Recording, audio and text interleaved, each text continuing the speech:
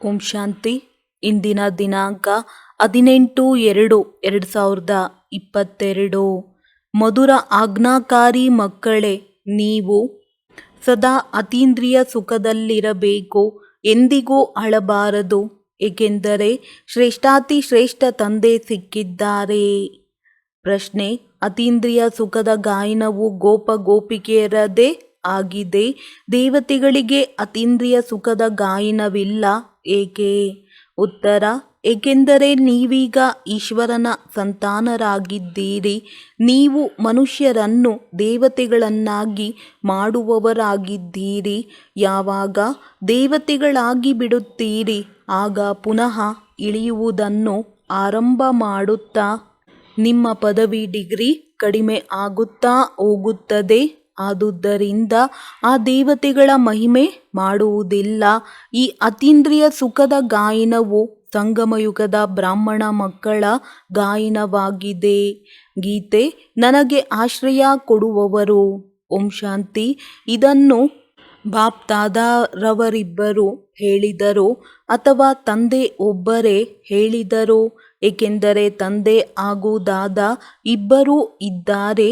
ಆದುದರಿಂದ ಓಂ ಶಾಂತಿ ಎಂದು ಯಾರು ಹೇಳಿದರು? ಬಾಪ್ ದಾದಾ ಇಬ್ಬರೂ ಹೇಳಿದರೆಂದು ಹೇಳಬೇಕಾಗುತ್ತದೆ. ಏಕೆಂದರೆ ಎರಡು ಆತ್ಮಗಳು ಜೊತೆ ಜೊತೆಯಲ್ಲಿರುತ್ತಾರೆ. ಒಬ್ಬರು ಆತ್ಮ ಆಗಿದ್ದು ಮತ್ತೊಬ್ಬರು ಪರಮಾತ್ಮ ಆಗಿದ್ದಾರೆ. ಈ ಸಾಕಾರ ಸೃಷ್ಟಿಯಲ್ಲಿರುವವರಿಗೆ ಜೀವಾತ್ಮರೆಂದು ಕರೆಯಲಾಗುತ್ತದೆ. ನೀವು ಆತ್ಮಗಳು ಈ ಸೃಷ್ಟಿಗೆ ಪಾತ್ರ ಮಾಡಲು ಬಂದಿದ್ದೀರಿ. ನಿಮಗೂ ಬೇರೆ ಧರ್ಮದವರಿಗೂ ಸಂಬಂಧವಿಲ್ಲ. ತಂದೆ ಭಾರತದಲ್ಲಿಯೇ ಬರುತ್ತಾರೆ. ಭಾರತ ತಂದೆಯ ಜನ್ಮ ಸ್ಥಾನವಾಗಿದೆ. ಶಿವ ಜಯಂತಿಯನ್ನು ಶಿವರಾತ್ರಿ ಭಾರತದಲ್ಲಿ ಆಚರಣೆ ಮಾಡುತ್ತಾರೆ.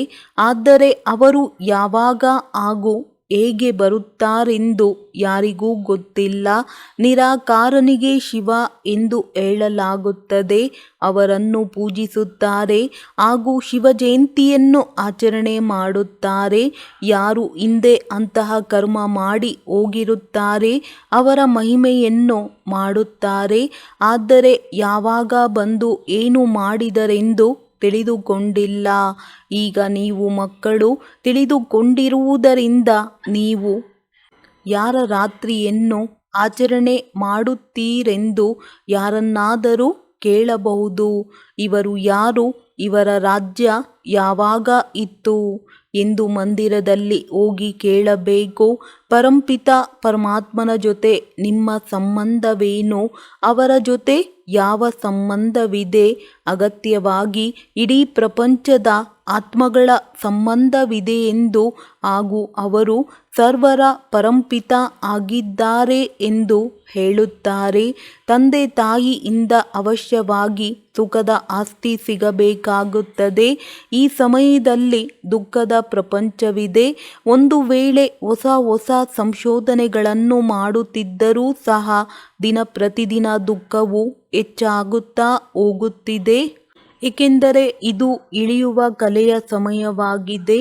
ಆದುದರಿಂದ ತುಂಬ ಆಪತ್ತುಗಳು ಬರುತ್ತಿರುತ್ತವೆ. ಮನುಷ್ಯರಂತೂ ಇಂತಹ ಭಯಂಕರ ದುಃಖವನ್ನು ನೋಡಲೇಬೇಕಾಗುತ್ತದೆ. ಅಂತ್ಯದ ವೇಳೆಗೆ ಅತಿ ದುಃಖವಾಗಿ ಮನುಷ್ಯರು ತ್ರಾಹಿ ತ್ರಾಹಿ ಸಾಕಪ್ಪ ಸಾಕು ಎಂದು ಮಾಡಲು ಪ್ರಾರಂಭಿಸಿದಾಗ ಈ ದುಃಖದ ಪ್ರಪಂಚದಲ್ಲಿ ತಂದೆ ಬರುತ್ತಾರೆ. ಈ ಸಮಯದಲ್ಲಿ ಎಲ್ಲ ಮನುಷ್ಯ ಮಾತ್ರರು ಪತಿತರಾಗಿದ್ದಾರೆ. ಆದುದರಿಂದ ಈ ಪ್ರಪಂಚವನ್ನು ವಿಕಾರಿ ಪ್ರಪಂಚವೆಂದು ಹೇಳಲಾಗುತ್ತದೆ. ಈ ನಾಟಕವೇ ಈ ರೀತಿ ಮಾಡಲ್ಪಟ್ಟಿದೆ ಎಂದು ನೀವು ಮಕ್ಕಳು ತಿಳಿದುಕೊಂಡಿದ್ದೀರಿ. ಈ ಸಮಯದಲ್ಲಿ ಎಲ್ಲರೂ ರಾವಣ ಅರ್ಥಾತ್ ಪಂಚಭೂತಗಳ ವಶದಲ್ಲಿದ್ದಾರೆ. ಈ ರಾವಣ ಶತ್ರು ಆಗಿದ್ದಾನೆ. ದುಃಖದ ಕಲೆಗಳು ಇರುತ್ತದೆ ಎಲ್ಲವೇ. ಈಗಂತೂ ಬಹಳ ತಮೋಪ್ರಧಾನ ಆಗಿಬಿಟ್ಟಿದೆ. ಏಕೆಂದರೆ ಎಲ್ಲರೂ ವಿಷದಿಂದ ಜನ್ಮ ಪಡೆಯುತ್ತಾರೆ. ಸತ್ಯಯುಗದಲ್ಲಿ ವಿಷ ಇರುವುದಿಲ್ಲವೆಂದು ಪ್ರಪಂಚದವರಿಗೆ ಗೊತ್ತಿಲ್ಲ. ಆದುದರಿಂದ ಸತ್ಯಯುಗದಲ್ಲಿ ಮಕ್ಕಳ ಜನ್ಮ ಹೇಗೆ ಆಗುತ್ತದೆ ಎಂದು ಕೇಳುತ್ತಾರೆ. ಆಗ ಅವರಿಗೆ ನೀವು ಮೊದಲು ತಂದೆಯನ್ನು ತಿಳಿದುಕೊಂಡು ಆಸ್ತಿಯನ್ನು ಪಡೆದುಕೊಳ್ಳಿ ಎಂದು ಅವರಿಗೆ ಹೇಳಬೇಕು. ಉಳಿದಂತೆ ಅಲ್ಲಿಯ ಪದ್ಧತಿಗನುಗುಣವಾಗಿ ಎಲ್ಲವೂ ನಡೆಯುತ್ತದೆ. ಈ ರೀತಿ ನೀವು ಏಕೆ ಸಂಶಯ ಪಡುತ್ತೀರೆಂದು ತಿಳಿಸಬೇಕು. ಯಾರೋ ಒಬ್ಬರು ಈ ರೀತಿ ಪ್ರಶ್ನೆ ಕೇಳಿದರು, ಯಾವಾಗ ಶಿವತಂದೆ ಇಲ್ಲಿರುತ್ತಾರೆ ಆಗ ಆ ಮೂಲವತನದಲ್ಲಿ ಆತ್ಮಗಳು ಇರುವರೇನು? ಅಗತ್ಯವಾಗಿ ಪರಮಧಾಮದಲ್ಲಿ ಆತ್ಮಗಳು ಇರುವ ಕಾರಣವೇ ಈ ಸಾಕಾರ ಪ್ರಪಂಚದಲ್ಲಿ ಜನಸಂಖ್ಯೆಯ ವೃದ್ಧಿ ಆಗುತ್ತಿರುತ್ತದೆ. ಆದರೆ ಮೂಲ ಮಾತು ಮೊದಲನೆಯದಾಗಿ ತಂದೆ ಹಾಗೂ ಆಸ್ತಿಯನ್ನು ನೆನಪು ಮಾಡಬೇಕು. ಈ ಮಾತುಗಳೊಂದಿಗೆ ನಿಮ್ಮ ಸಂಬಂಧವೇನು? ಯಾವಾಗ ನಿಮ್ಮ ಜ್ಞಾನದ ನೇತ್ರವು ತೆರೆದು ಬಿಡುತ್ತದೆ ಆಗ ನಿಮ್ಮಲ್ಲಿ ಯಾವ ಪ್ರಶ್ನೆಯೂ ಇರುವುದಿಲ್ಲ. ತಂದೆಯು ನನ್ನನ್ನು ಹಾಗೂ ಆಸ್ತಿಯನ್ನು ನೆನಪು ಮಾಡಿ ಎಂದು ತಿಳಿಸುತ್ತಾರೆ. ನಿಮಗೆ ಕೇವಲ ಮುಕ್ತಿ ಬೇಕೆಂದರೆ ಮನ್ಮನಾಭವ ಅರ್ಥಾತ್ ಮನಸ್ಸನ್ನು ನನ್ನಲ್ಲಿಡಿ. ರಾಜ್ಯ ಭಾಗ್ಯ ಬೇಕೆಂದರೆ ಮಧ್ಯಾಜೀಭವ ಅರ್ಥಾತ್ ಆಸ್ತಿಯನ್ನು ನೆನಪು ಮಾಡಿ. ನಮಗೆ ಓದಿಸುವವರು ಯಾರಾಗಿದ್ದಾರೆ ಎಂದು ನೀವು ಮಕ್ಕಳು ತಿಳಿದುಕೊಂಡಿದ್ದೀರಿ. ಈ ಚೈತನ್ಯ ಡಬ್ಬಿಯಲ್ಲಿ ಚೈತನ್ಯವಾದ ವಜ್ರ ಕುಳಿತುಕೊಂಡಿದ್ದಾರೆ. ಅವರು ಸತ್ ಪಿತನಾಗಿದ್ದು ಪರಮಾತ್ಮನೇ ಈ ಶರೀರದಿಂದ ಮಾತನಾಡುತ್ತಾರೆ. ಒಂದು ವೇಳೆ ಯಾರಾದರೂ ಶರೀರ ಬಿಟ್ಟಾಗ ಅವರ ಆತ್ಮನನ್ನು ಕರೆಯಲಾಗುತ್ತದೆ. ಹಾಗೆಯೇ ಬ್ರಹ್ಮರವರ ಶರೀರವೆಂಬ ಡಬ್ಬಿಯಲ್ಲಿ ಶಿವತಂದೆ ಎಂಬ ವಜ್ರ ಇದ್ದಾರೆಂದು ನಾವು ಮಕ್ಕಳು ತಿಳಿದುಕೊಂಡಿದ್ದೇವೆ. ಬಾಪ್ದಾದ ಇಬ್ಬರೂ ಜೊತೆಯಲ್ಲಿರುತ್ತಾರೆ. ಬ್ರಹ್ಮನ ಆತ್ಮ ಭಾವನೆಯನ್ನು ಸ್ವೀಕಾರ ಮಾಡುತ್ತದೆ, ಏಕೆಂದರೆ ತಂದೆಯು ಅಭೋಕ್ತ ಆಗಿದ್ದಾರೆ. ಆತ್ಮ ಭಾವನೆಯನ್ನು ಸ್ವೀಕಾರ ಮಾಡುತ್ತದೆ. ಆದರೆ ತಂದೆ ನಾನು ಅಭೋಕ್ತನಾಗಿದ್ದೇನೆಂದು ಹೇಳುತ್ತಾರೆ. ಆತ್ಮವು ಇಚ್ಛೆಯ ಬಂಧನದಲ್ಲಿರುತ್ತದೆ. ನಾನು ಆ ಇಚ್ಛೆಯ ಬಂಧನದಲ್ಲಿಲ್ಲ. ನೀವು ನನ್ನ ಜೊತೆ ಸಂಬಂಧ ಜೋಡಿಸುವುದರಿಂದ ನಿಮ್ಮ ವಿಕರ್ಮ ವಿನಾಶವಾಗಿ ಬಿಡುತ್ತದೆ. ಶಿವ ಜಯಂತಿಯನ್ನು ಆಚರಣೆ ಮಾಡುವಾಗ ಶಿವ ನಿರಾಕಾರನೆಂದು ತಿಳಿಸಬೇಕು. ಹೇಗೆ ಆತ್ಮ ಶರೀರದಲ್ಲಿ ಬಂದು ಪ್ರವೇಶ ಮಾಡಿದಾಗ ಆತ್ಮದ ಜಯಂತಿಯನ್ನು ಆಚರಣೆ ಮಾಡುತ್ತಾರೆ. ಶಿವತಂದೆಯು ಪತಿತ ಪಾವನರಾಗಿದ್ದು ಅವರನ್ನು ಈ ರಾವಣನ ದುಃಖದಿಂದ ಬಿಡುಗಡೆ ಮಾಡಬೇಕೆಂದು ಆಹ್ವಾನ ಮಾಡುತ್ತೇವೆ. ಈ ಸಮಯದಲ್ಲಿ ಪಂಚವಿಕಾರಗಳು ಸರ್ವವ್ಯಾಪಿಯಾಗಿವೆ, ಏಕೆಂದರೆ ಅರ್ಧ ರಾಮರಾಜ್ಯ ಅರ್ಧ ರಾವಣ ರಾಜ್ಯವಾಗಿದೆ. ಯಾವಾಗ ರಾವಣ ರಾಜ್ಯ ಪ್ರಾರಂಭವಾಗುತ್ತದೆಯೋ ಆಗ ಬೇರೆ ಬೇರೆ ಧರ್ಮಗಳು ಉದಯವಾಗುತ್ತವೆ. ಪ್ರತಿಯೊಬ್ಬರೂ ತಮ್ಮ ತಮ್ಮ ಪಾತ್ರ ಮಾಡಲು ಬರಬೇಕಾಗುತ್ತದೆ. ನಾನು ಭಾರತದಲ್ಲಿಯೇ ಬರುತ್ತೇನೆ. ಈ ಚೈತನ್ಯ ಡಬ್ಬಿ ಬ್ರಹ್ಮ ಬಾಬಾ ಕವಡೆಯಿಂದ ವಜ್ರ ಸಮಾನ ಮಾಡುವಂತಹ ತಂದೆ ಕುಳಿತಿದ್ದಾರೆಂದು ನೀವು ಮಕ್ಕಳು ತಿಳಿದುಕೊಂಡಿದ್ದೀರಿ. ಅವರೇ ಸಚ್ಚಿತ್ ಆನಂದ ಸ್ವರೂಪ ಹಾಗೂ ಜ್ಞಾನಸಾಗರ ಆಗಿದ್ದಾರೆ. ನೀವೀಗ ತಿಳಿದುಕೊಂಡಿದ್ದೀರಿ. ತಂದೆ ನಮಗೆ ನೆನಪು ಮಾಡಲು ತಿಳಿಸುತ್ತಿದ್ದರೂ ಮತ್ತೆ ನಾವು ನೆನಪನ್ನು ಮರೆತು ಹೋಗುತ್ತೇವೆ, ಏಕೆಂದರೆ ತಂದೆಗೆ ತಮ್ಮದೇ ಆದ ಶರೀರವಿಲ್ಲ. ಪೋಪ್ ಮೊದಲಾದವರಿಗೆ ತಮ್ಮದೇ ಆದ ಶರೀರವಿದ್ದು ಪ್ರಖ್ಯಾತಿ ಆಗುತ್ತಾರೆ. ಆದುದರಿಂದ ಅವರ ಮಹಿಮೆಯನ್ನು ಬಹಳ ಮಾಡುತ್ತಾರೆ. ಈ ಡಬ್ಬಿಯಲ್ಲಿ ಕಾಣದಂತೆ ಇರುವ ವಜ್ರವಿದೆ. ಅವರು ಈ ಸೃಷ್ಟಿಗೆ ಕಲ್ಪಕ್ಕೆ ಒಮ್ಮೆ ಮಾತ್ರ ಬರುವರೆಂದು ಯಾರೂ ತಿಳಿದುಕೊಂಡಿಲ್ಲ. ಆದರೆ ಮಕ್ಕಳು ಶಿವತಂದೆ ಬ್ರಹ್ಮ ತಂದೆಯ ಭೃಕುಟಿ ಎಂಬ ಡಬ್ಬಿಯಲ್ಲಿ ಕುಳಿತುಕೊಂಡಿದ್ದಾರೆಂದು ತಿಳಿದುಕೊಂಡಿದ್ದೀರಿ. ಅವರು ನಮ್ಮ ಸಚ್ಚಿತ್ ಸತ್ ಶಿಕ್ಷಕ ಆಗಿದ್ದಾರೆ. ಇದು ಪಾಠಶಾಲೆಯಾಗಿದೆ. ನಿಮ್ಮಲ್ಲಿ ಕೆಲವರು ತಂದೆಯನ್ನು ಮರೆತು ಬಿಡುತ್ತಾರೆ, ಏಕೆಂದರೆ ಅವರ ನಡವಳಿಕೆಯಿಂದ ಎಲ್ಲವೂ ತಿಳಿಯುತ್ತಿರುತ್ತದೆ.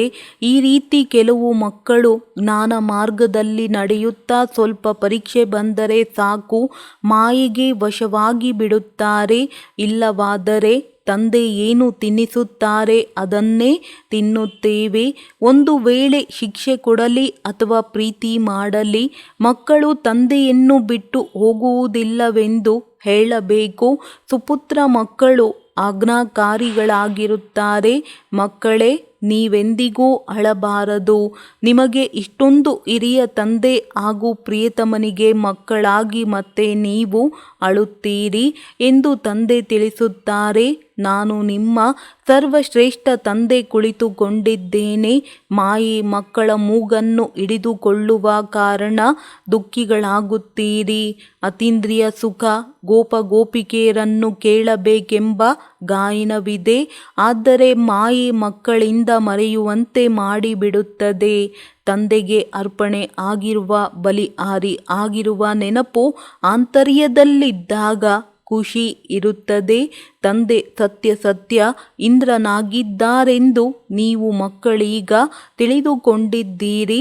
ಆ ಮಳೆಯನ್ನು ಸುರಿಸುವ ಇಂದ್ರನಲ್ಲ, ಇವರು ಜ್ಞಾನದ ಮಳೆಯನ್ನು ಸುರಿಸುವ ಇಂದ್ರ ಆಗಿದ್ದಾರೆ. ಕಾಮನ ಬಿಲ್ಲು ಮೂಡಿದಾಗ ಅದು ತುಂಬ ಬಣ್ಣಗಳಿಂದ ಕೂಡಿರುತ್ತದೆ. ಅವುಗಳಲ್ಲಿ ಮುಖ್ಯ 3 ಬಣ್ಣಗಳಿರುತ್ತವೆ. ಬಾಬಾ ನಿಮಗೆ ಈ ಸಮಯದಲ್ಲಿ ತ್ರಿಕಾಲದರ್ಶಿಗಳನ್ನಾಗಿ ಮಾಡುತ್ತಾರೆ. ತ್ರಿಕಾಲದರ್ಶಿ ಅರ್ಥಾತ್ ಆದಿ ಮಧ್ಯ ಅಂತ್ಯವನ್ನು ತಿಳಿದುಕೊಂಡಿರುವವರು, ಅಂದರೆ ಸ್ವದರ್ಶನ ಚಕ್ರಧಾರಿಗಳೆಂದು ಅರ್ಥ. 3 ಕಾಲಗಳನ್ನು ತಿಳಿದಿರುವವರು. ಈ ಮಾತುಗಳೆಲ್ಲವೂ ನಿಮಗೆ ಮಾತ್ರ ಸಂಬಂಧವಿದೆ. ಇದು ಇಂದ್ರ ಸಭೆಯೆಂದು ನೀವು ಮಕ್ಕಳು ತಿಳಿದುಕೊಂಡಿದ್ದೀರಿ. ಆದುದರಿಂದ ತಂದೆಯು ಮಕ್ಕಳಿಗೆ ಬರೆಯುತ್ತಾರೆ, ಯಾವುದೇ ವಿಕಾರಿ ಅಶುದ್ಧರು ನನ್ನ ಸಭೆಯಲ್ಲಿ ಬರಬಾರದು. ನೀವು ಜ್ಞಾನ ನೃತ್ಯ ಮಾಡುವಂತಹ ಅಪ್ಸರೆ ಪರಿ ಆಗಿದ್ದೀರಿ. ಇಂದ್ರನು ತನ್ನ ಪರಿಗಳಿಗೆ ಆಜ್ಞೆ ಮಾಡುತ್ತಾರೆ, ಯಾವುದೇ ವಿಕಾರಿ ಮನುಷ್ಯರನ್ನು ಇಲ್ಲಿಗೆ ಕರೆದುಕೊಂಡು ಬರಬಾರದು. ಮಕ್ಕಳ ಬಳಿ ವಿಕಾರಿಗಳನ್ನು ನಿರ್ವಿಕಾರಿಗಳನ್ನಾಗಿ ಮಾಡಲು ಕರೆದುಕೊಂಡು ಬರುತ್ತಾರೆ. ಆದರೆ ನನ್ನ ಈ ಇಂದ್ರ ಸಭೆಗೆ ಕರೆದುಕೊಂಡು ಬರಬಾರದು. ನಿಯಮವಿದೆಯಲ್ಲವೇ? ಹಾಗೆ ನೋಡಿದರೆ ಒಮ್ಮೊಮ್ಮೆ ನಾನು ಇಲ್ಲಿ ಅನೇಕರೊಂದಿಗೆ ಮಾತನಾಡುತ್ತೇನೆ. ಪ್ರಾಮಾಣಿಕ ಸುಪುತ್ರ ಮಗು ಆಗಿದ್ದರೆ ಪ್ರೀತಿಯ ಆಕರ್ಷಣೆ ಆಗುತ್ತದೆ. ಹೇಗೆ? ಉತ್ತಮ ಕರ್ಮ ಮಾಡಿರುವ ಕಾರಣ ಗಾಂಧೀಜಿಯವರ ಬಗ್ಗೆ ಎಲ್ಲರಿಗೂ ಪ್ರೀತಿ ಇದೆ. ಅದೇ ರೀತಿ ಈ ನಾಟಕವು ಮಾಡಲ್ಪಟ್ಟಿದ್ದು ಇಂದಿನಂತೆ ಚಾಚು ತಪ್ಪದೆ ಪುನರಾವರ್ತನೆ ಆಗುತ್ತಿದೆ ಎಂದು ತಿಳಿದುಕೊಳ್ಳಬೇಕು. ಆದುದರಿಂದ ಈ ನಾಟಕದಲ್ಲಿ ಪ್ರತಿಯೊಬ್ಬರ ಪಾತ್ರ ನಿಗದಿಯಾಗಿರುವ ಕಾರಣ ಯಾರ ದೋಷವೂ ಇಲ್ಲ. ರಾವಣನು ಎಲ್ಲರನ್ನೂ ಭ್ರಷ್ಟಾಚಾರಿಗಳನ್ನಾಗಿ ಮಾಡಲೇಬೇಕಾಗಿದೆ. ಈ ಎಲ್ಲ ಮಾತುಗಳನ್ನು ನಿಮ್ಮ ವಿನಃ ಬೇರೆ ಯಾರೂ ತಿಳಿದುಕೊಳ್ಳಲು ಸಾಧ್ಯವಿಲ್ಲ. ಏಕೆಂದರೆ ತಂದೆಗೆ ಪತಿತ ಪಾವನನೆಂದು ಹೇಳಿದರೂ ಸಹ ತಂದೆಯನ್ನೇ ಯಥಾರ್ಥವಾಗಿ ತಿಳಿದುಕೊಂಡಿಲ್ಲ. ಕಲ್ಪದ ಹಿಂದೆ ಯಾರು ತಂದೆಗೆ ಸಹಯೋಗವನ್ನು ನೀಡಿದ್ದರೂ ಅವರು ನೀವಾಗಿದ್ದೀರಿ. ನಾವು ಈ ರಾಜ್ಯವನ್ನು ಹೇಗೆ ಪಡೆದುಕೊಂಡೆವೆಂದು ನೆನಪಿರುವುದಿಲ್ಲ. ಈ ಬೇಹದ್ದಿನ ತಂದೆ ಎಷ್ಟೊಂದು ದೊಡ್ಡ ಆಸಾಮಿ ಆಗಿದ್ದಾರೆಂದು ನೀವೀಗ ತಿಳಿದುಕೊಂಡಿದ್ದೀರಿ. ತಂದೆಯೇ ಭಾರತವನ್ನು ಕವಡೆಯಿಂದ ವಜ್ರ ಸಮಾನ ಮಾಡುತ್ತಾರೆ. ಸ್ವರ್ಗದಲ್ಲಿ ಒಂದೇ ದೇವಿ ದೇವತಾ ಧರ್ಮವಿತ್ತು. ಆ ಧರ್ಮ ಪುನಃ ಸ್ಥಾಪನೆ ಆಗುತ್ತದೆ. ಇಡೀ ಜಗತ್ತಿನಲ್ಲಿ ಶಾಂತಿ ಸ್ಥಾಪನೆ ಮಾಡುವುದು ಪರಂಪಿತ ಪರಮಾತ್ಮನ ಜವಾಬ್ದಾರಿ ಆಗಿದೆ. ಆ ತಂದೆಯೇ ಬಂದು ಎಲ್ಲರನ್ನೂ ಧನಿಕರನ್ನಾಗಿ ಮಾಡುತ್ತಾರೆ ಹಾಗೂ ನೀವು ನಿರ್ಧನಿಕರು ಏಕೆ ಆಗಬೇಕಾಯಿತೆಂದು ಸಹ ತಿಳಿಸಿಕೊಡುತ್ತಾರೆ. ರಾವಣ ರಾಜ್ಯದ ಆರಂಭ ಎಂದಿನಿಂದ ಆಗುತ್ತದೆ ಎಂದು ನೀವು ತಿಳಿದುಕೊಳ್ಳದೆ ರಾವಣನ ಪ್ರತಿರೂಪವನ್ನು ಮಾಡಿ ಸುಡುತ್ತಿರುತ್ತಾರೆ. ಈ ಸಮಯ ಭಕ್ತಿ ಮಾರ್ಗದ ಇಳಿಯುವ ಕಲೆ ಆಗಿದೆ. ರಾಮರಾಜ್ಯವೆಂದು ಸತ್ಯಯುಗಕ್ಕೆ ಕರೆಯಲಾಗುತ್ತದೆ. ನೀವು ಈ ಸಮಯದಲ್ಲಿ ಈಶ್ವರಿಯ ಸಂತಾನರಾದ್ದರಿಂದ ನಿಮ್ಮಲ್ಲಿ ತುಂಬ ಘನತೆ ಇರಬೇಕು. ನೀವು ಮನುಷ್ಯರನ್ನು ದೇವತೆಗಳನ್ನಾಗಿ ಮಾಡುವವರಾಗಿದ್ದೀರಿ. ಅತೀಂದ್ರಿಯ ಸುಖವೂ ಸಹ ಗೋಪ ಗೋಪಿಕೆಯರ ಗಾಯನವಾಗಿದೆ. ಅತೀಂದ್ರಿಯ ಸುಖದ ಅನುಭವ ಲಕ್ಷ್ಮೀನಾರಾಯಣರನ್ನು ಕೇಳಿ ಎಂದು ಯಾವ ಶಾಸ್ತ್ರದಲ್ಲಿ ಹೇಳಿರುವುದಿಲ್ಲ. ಆದರೆ ನೀವು ಈಶ್ವರಿಯ ಸಂತಾನರಾಗಿರುವ ಕಾರಣ ಗೋಪ ಗೋಪಿಕೆಯರೆಂದು ಹೇಳಲಾಗುತ್ತದೆ. ದೇವತೆಗಳಾದ ನಂತರ ನಮ್ಮ ಪದವಿ ಕಡಿಮೆ ಆಗುತ್ತಾ ಬರುತ್ತದೆ. ರಾಜರು ಎಷ್ಟೊಂದು ಅಶೀಲವಾಗಿ ನಡೆದುಕೊಳ್ಳುತ್ತಾರೆ, ಏಕೆಂದರೆ ಎಲ್ಲರೂ ತಮೋಪ್ರಧಾನರಾಗಿ ಬಿಟ್ಟಿದ್ದಾರೆ. ನಿಮ್ಮ ಬಳಿ ಇರುವ ಬ್ರಹ್ಮನ ಚಿತ್ರವನ್ನು ನೋಡಿ ಬಹಳ ಜನ ಗೊಂದಲವಾಗುತ್ತಾರೆ. ಹೀಗೆ ಮಕ್ಕಳ ಬಳಿ ಲಕ್ಷ್ಮೀನಾರಾಯಣರ ಚಿತ್ರವು ಒಂದು ತ್ರಿಮೂರ್ತಿ ಸಹಿತ ಇದೆ, ಇನ್ನೊಂದು ತ್ರಿಮೂರ್ತಿ ಇಲ್ಲದೆ ಇರುವ ಚಿತ್ರ ಇದೆ. ಕೇವಲ ಶಿವ ತಂದೆಯನ್ನಷ್ಟೇ ತೋರಿಸಿದ್ದಾರೆ. ಆದರೆ ಲಕ್ಷ್ಮೀನಾರಾಯಣ ಹಾಗೂ ತ್ರಿಮೂರ್ತಿಗಳಿರುವ ಒಂದೇ ಚಿತ್ರವನ್ನು ಮಾಡಬೇಕು. ಒಂದು ವೇಳೆ ಯಾರಾದರೂ ಬ್ರಹ್ಮನನ್ನು ಕುಳಿತು ಕೇಳಿದಾಗ ಬ್ರಹ್ಮನ ಶರೀರದಲ್ಲಿ ಶಿವತಂದೆ ಪ್ರವೇಶ ಮಾಡುತ್ತಾರೆಂದು ಹೇಳಬಹುದು. ಈ ಬ್ರಹ್ಮ ಸರಸ್ವತಿ ನಂತರ ಲಕ್ಷ್ಮೀ ನಾರಾಯಣರಾಗುತ್ತಾರೆ. ಬ್ರಾಹ್ಮಣರನ್ನು ಮಾಡಲು ಅಗತ್ಯವಾಗಿ ಬ್ರಹ್ಮನ ಶರೀರದಲ್ಲಿಯೇ ಬರಬೇಕಾಗುತ್ತದೆ. ಇಲ್ಲವಾದರೆ ಇಷ್ಟೊಂದು ಬ್ರಾಹ್ಮಣರು ಎಲ್ಲಿಂದ ಬರುತ್ತಾರೆ? ಈ ಎಲ್ಲ ಬ್ರಹ್ಮ ಕುಮಾರ ಕುಮಾರಿಯರು ಬ್ರಹ್ಮನ ಮಕ್ಕಳಾಗಿದ್ದಾರೆ. ನೀವೆಲ್ಲರೂ ಬ್ರಹ್ಮ ಕುಮಾರ ಕುಮಾರಿಯರಾಗಿದ್ದೀರಿ. ಪ್ರಜಾಪಿತನಿಲ್ಲದೆ ಸೃಷ್ಟಿಯು ಹೇಗೆ ರಚನೆ ಆಗುತ್ತದೆ? ಈಗ ತಂದೆ ಹೊಸ ಸೃಷ್ಟಿಯನ್ನು ರಚಿಸುತ್ತಿದ್ದಾರೆ. ನೀವು ಸಹ ರಚನೆ ಆಗಿದ್ದೀರಿ, ಆದರೆ ಮಾನ್ಯತೆ ಮಾಡುವುದಿಲ್ಲ. ಈಗ ಬ್ರಾಹ್ಮಣರಾಗದಿದ್ದರೆ ದೇವತೆಗಳು ಆಗಲು ಸಾಧ್ಯವಿಲ್ಲ. ಯಾರು ದೇವತಾ ಕುಲದ ಸಸಿ ಆಗಿರುತ್ತಾರೆ ಅವರು ಮಾತ್ರ ಇಲ್ಲಿಗೆ ಬರುತ್ತಾರೆ. ಬಾಬಾ ಎಷ್ಟೊಂದು ಚೆನ್ನಾಗಿ ತಿಳಿಸಿಕೊಡುತ್ತಾರೆ, ಏಕೆಂದರೆ ತಂದೆಯು ಪ್ರತಿಯೊಬ್ಬ ಪುರುಷಾರ್ಥಿಯ ಸ್ಥಿತಿಯನ್ನು ತಿಳಿದುಕೊಂಡಿರುತ್ತಾರೆ. ಕೆಲವರು ಕೆಲವು ವಸ್ತುಗಳ ಆಸೆಯಲ್ಲಿರುತ್ತಾರೆ, ಕೆಲವರು ಶೃಂಗಾರದ ಆಸೆಯನ್ನು ಇಟ್ಟುಕೊಂಡಿರುತ್ತಾರೆ. ಬಾಬಾ, ನಾವು ಯಥಾರ್ಥವಾಗಿ ನಡೆಯುತ್ತಿದ್ದೇವೆಯೇ ಎಂದು ತಂದೆಯನ್ನು ಕೇಳಬೇಕು. ನಮ್ಮ ಮಾತು ಸತ್ಯ ಅಥವಾ ಅಸತ್ಯವಾಗಿದೆಯೇ ಎಂದು ತಿಳಿದುಕೊಳ್ಳಬೇಕು. ಆಗ ತಂದೆ ಈ ಮಕ್ಕಳಿಗೆ ಪುರುಷಾರ್ಥದ ಬಗ್ಗೆ ಭಯವಿದೆ ಎಂದು ತಿಳಿದುಕೊಳ್ಳುತ್ತಾರೆ. ಹೇಗೆ ಗಾಂಧೀಜಿಯವರಿಗೆ ಎಲ್ಲರೂ ಎಷ್ಟೊಂದು ಸಹಾಯ ಮಾಡಿದರು, ಆದರೆ ಗಾಂಧಿ ಎಂದಿಗೂ ಸ್ವಯಂ ಸುಖವನ್ನು ಪಡೆಯದೆ ದೇಶಕ್ಕೆ ಮಾಡಿದರು. ಅವರು ಗಾಂಧೀಜಿಯೂ ಸಹ ಮನುಷ್ಯರಲ್ಲವೇ? ಆದರೆ ಇಲ್ಲಿಗೆ ಇವರು ಬೇಹದ್ದಿನ ತಂದೆ ಆಗಿದ್ದಾರೆ. ಶಿವ ತಂದೆ ದಾತ ಆಗಿದ್ದು ಎಲ್ಲವನ್ನು ಮಕ್ಕಳ ಸಲುವಾಗಿಯೇ ಮಾಡುತ್ತಾರೆ. ನೀವು 1 ರೂಪಾಯಿ ಏಕೆ ಕೊಡುತ್ತೀರೆಂದು ಕೇಳಲಾಗುತ್ತದೆ. 21 ಜನ್ಮಗಳಿಗೆ ಆಸ್ತಿ ಪಡೆಯಲು ಶಿವ ತಂದೆಗೆ ಕೊಡುತ್ತೇವೆಂದು ಹೇಳುತ್ತಾರೆ.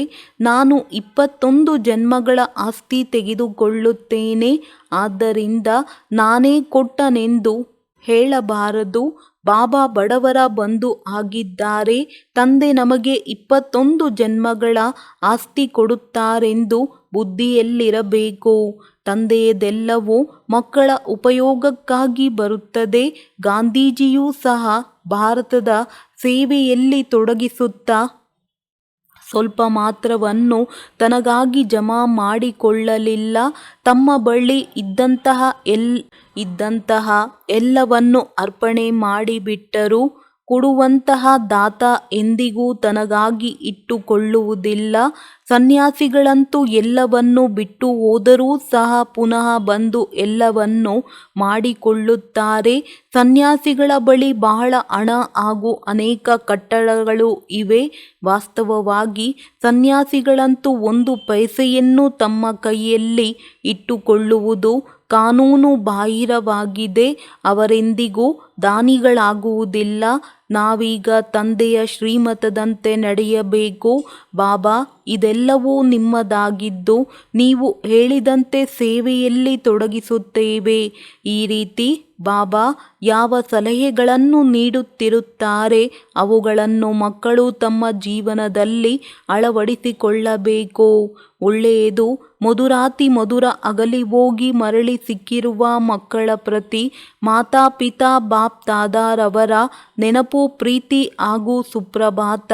ಆತ್ಮಿಕ ಮಕ್ಕಳಿಗೆ ಆತ್ಮಿಕ ತಂದೆಯ ನಮಸ್ತೆ. ಧಾರಣೆಗಾಗಿ ಮುಖ್ಯ ಸಾರ.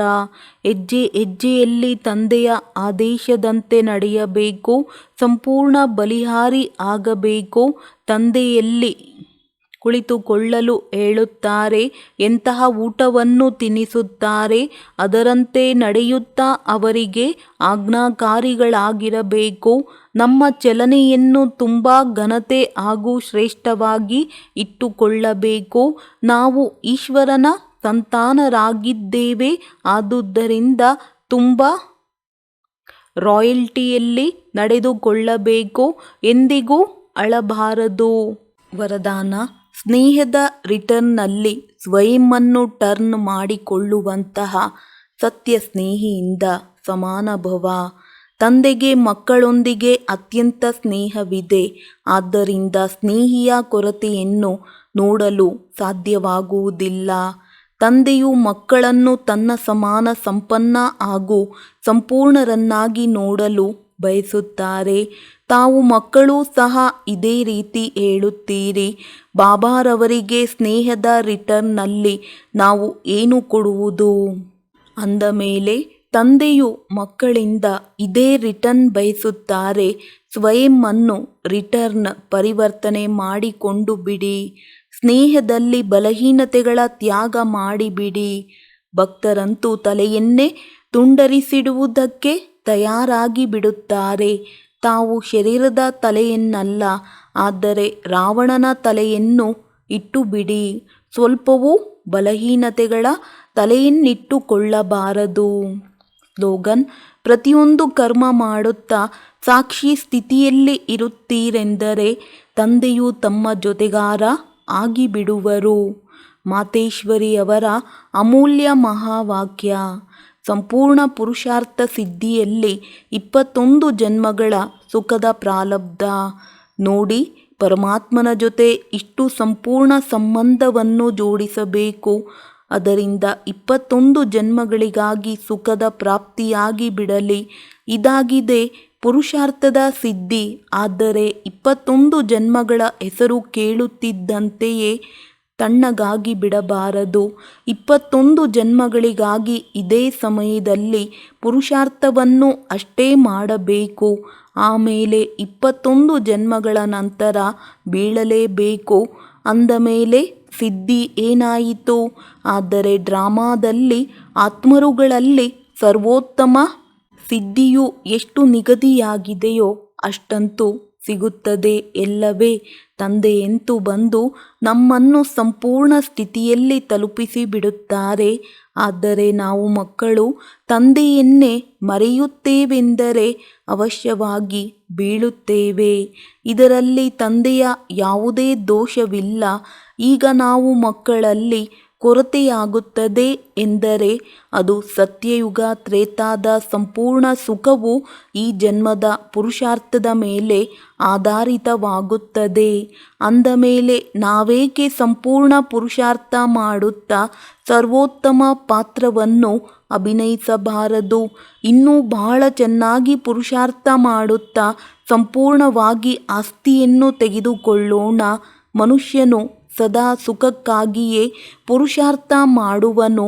ಸುಖ ದುಃಖದಿಂದ ಭಿನ್ನವಾಗುವುದಕ್ಕಾಗಿ ಯಾವುದೇ ಪುರುಷಾರ್ಥ ಮಾಡುವುದಿಲ್ಲ. ಅಂದ ಮೇಲೆ ಡ್ರಾಮಾದ ಅಂತ್ಯದಲ್ಲಿ ಪರಮಾತ್ಮನು ಬಂದು ಸರ್ವ ಆತ್ಮರಿಗೆ ಶಿಕ್ಷೆ ಕೊಟ್ಟು ಪವಿತ್ರರನ್ನಾಗಿ ಮಾಡಿ ಪಾತ್ರದಿಂದ ಮುಕ್ತಗೊಳಿಸುತ್ತಾರೆ. ಇದು ಪರಮಾತ್ಮನ ಕಾರ್ಯವಾಗಿದೆ. ಅವರು ತನ್ನ ನಿಗದಿಯಾಗಿರುವ ಸಮಯದಲ್ಲಿ ತಾನಾಗಿಯೇ ಬಂದು ತಿಳಿಸುತ್ತಾರೆ. ಈಗ ಅಂದರೆ ಯಾವಾಗ ಆತ್ಮರು ಪುನಃ ಪಾತ್ರದಲ್ಲಿ ಬರಲೇಬೇಕಾಗುತ್ತದೆ ಅಂದ ಮೇಲೆ ಒಳ್ಳೆಯ ಪುರುಷಾರ್ಥ ಮಾಡಿ ಸರ್ವೋತ್ತಮ ಪಾತ್ರವನ್ನೇಕೆ ಅಭಿನಯಿಸಬಾರದು? ಒಳ್ಳೆಯದು. ಓಂ ಶಾಂತಿ.